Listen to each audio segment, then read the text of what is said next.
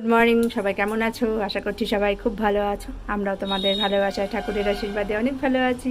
তো সবাই স্কিপ না করে পুরো ভিডিও দেখো, পাশে থাকো, আশা করি ভালো লাগবে। যে সকাল 7:30 আমি আর ছেলে উঠছি। আকাশ মেঘে ভরা, একটু হচ্ছিল যখন উঠছি 6:30টার দিকে, তবে আপাতত বন্ধ। আজকে আবার জল আসেনি, বালতি বসানো, এই যে এখানে বোতল রাখা। জলের যে কি হয়, দুদিন পর পর আসে না, দুদিন পর পর আসে না, খুব সমস্যা।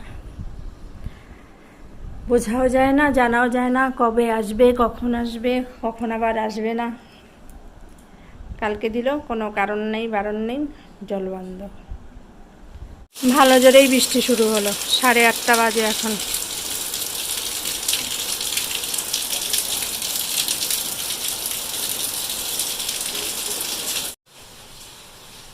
কি সুন্দর করে উঠলো।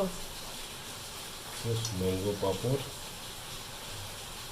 ছিঁড়ে গেল, জায়গাটা একটু ছুরি দিয়ে দাও খোঁচা।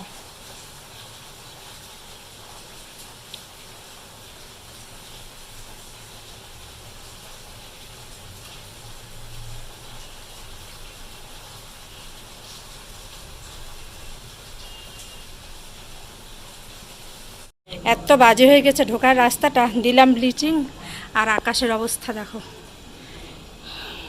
কেবল এতটুকু দেওয়া হলো। গুড মর্নিং, বাজে এখন সকাল 6:15। আজকে জল আসছে, কালকে সন্ধ্যাবেলায় এসেছিলো, কিন্তু একদম অল্প, সুতার মতন। খুব বেশি হলো 10 থেকে 15 মিনিট, চলে গেছে। তো দেখি সকাল সকাল ভালো স্পিড দিয়ে জল দিচ্ছে। আর কালকে আমি সকালে ব্লিচিং দিয়েছিলাম, দুপুরে ব্লিচিং দেওয়া 10 মিনিট হয়নি, পুরো বৃষ্টি হয়ে ব্লিচিং ধুয়ে পরিষ্কার হয়ে গেছে। আর এখন সকালবেলা একটু ঘষে দিলাম, ভালো পরিষ্কারই হয়নি। ওই জায়গাগুলোর মধ্যেও হয়নি, বৃষ্টির জল পড়ে ওই জায়গাগুলো পুরো একদম তখনই সঙ্গে সঙ্গেই ধুয়ে গেছে, একটুকু থাকেনি। আর এখনও যেরকম ছোপ ছোপ হয়েছিল, পরে যেন ঘষে দিলাম ব্রাশ দিয়ে।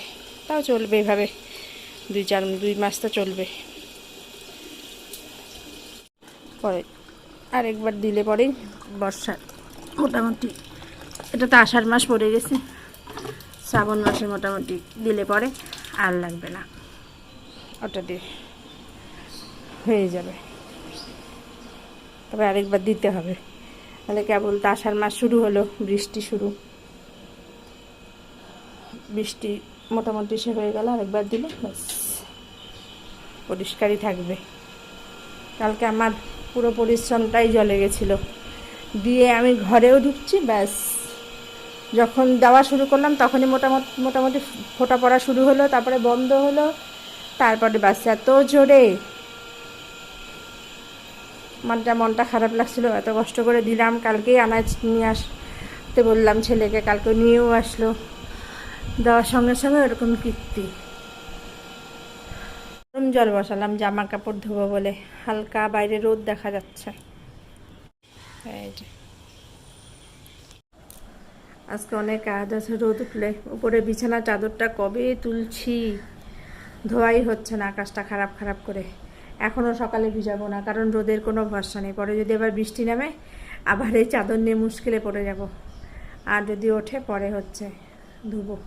এখন হালকা পাতলা যেগুলো ইমার্জেন্সি সেগুলোই আগে তো ধুই, পরে অবস্থা বুঝে ব্যবস্থা করতে হবে। বাজলো এখন সকাল 9:30। ব্রেকফাস্ট বানাবোর জন্য রান্নাঘরে আসলাম। অল্প আলু আর পটল কেটে নিচ্ছি, আর কালকে একটু সয়াবিন ছিল, ওই সয়াবিনটুকু মিলিয়ে দিব। আটাও মাখা আছে, কালকে ভাইয়ের সকালে রুটি খেতে আসার কথা ছিল, পরেও আর আসেনি, ওই আটাটুকুই থেকে গেছে ফ্রিজে। ওর সঙ্গে এখন আরেকটু মিশিয়ে রুটি বানাবো।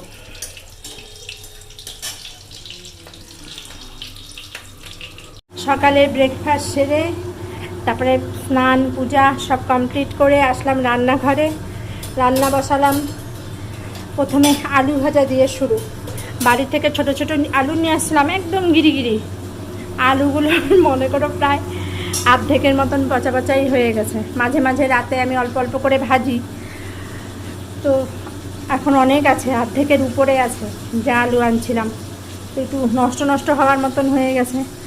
তো ভাবলাম ডাল দিয়ে আজকে আর অন্য কিছু বানাবো না, ডাল আছে কালকে, অন্য কিছু আর বানাবো না, ওই আলুই ভাজা করবো। ওই আলু যাই ভাজতে বসিয়ে দিলাম পেঁয়াজ টিয়াজ দিয়ে, আর ডিমের ঝোল করব। ডিম আলু সব সিদ্ধ করে নিছি, রসুন টসুনও ছুলে নিছি। এই হচ্ছে আজকের মেনু। এই যে আমার আলু ভাজা চলছে।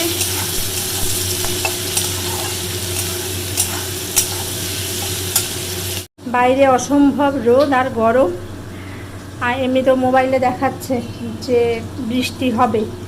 আবার মা ফোন করছিল, বললো যে কুচবিহারের ওদিকে বৃষ্টি হচ্ছে, বৃষ্টিটা হলে বাঁচা যায়।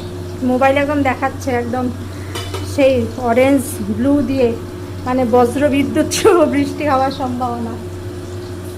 দেখি হলে তো ভালোই হয়। এই যে এখানে আলু ভাজা নামিয়ে ফেলছি, ডিম দিয়ে দিলাম কড়াইয়ে, ভাত বসানো হয়ে গেছে। বাজে এখন রাত্রি 9:15।